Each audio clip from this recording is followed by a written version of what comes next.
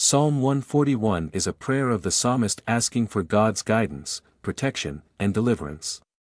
The psalmist is facing opposition and danger from his enemies, and he seeks God's help to overcome them. In the beginning of the psalm, the psalmist asks God to hear his prayer and accept it as a sacrifice. He also asks God to guard his mouth and keep him from speaking evil, as well as to turn away from any sinful ways. The psalmist recognizes that God is the only one who can deliver him from his enemies and asks for his protection. The psalmist also acknowledges his trust in God and his willingness to obey him. He prays for the righteous to correct him and rebuke him when he goes astray, so that he may continue to follow God's ways. The psalmist then calls on God to intervene and defeat his enemies.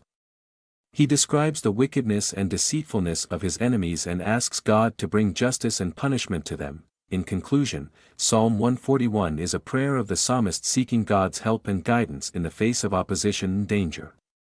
He trusts in God's protection and asks for his correction and guidance to live a righteous life. He also calls on God to intervene and defeat his enemies, and to bring justice and punishment to the wicked. We create content that empowers believers to live their faith in everyday life. If you want to be part of this movement, hit that subscribe button and join us on this journey.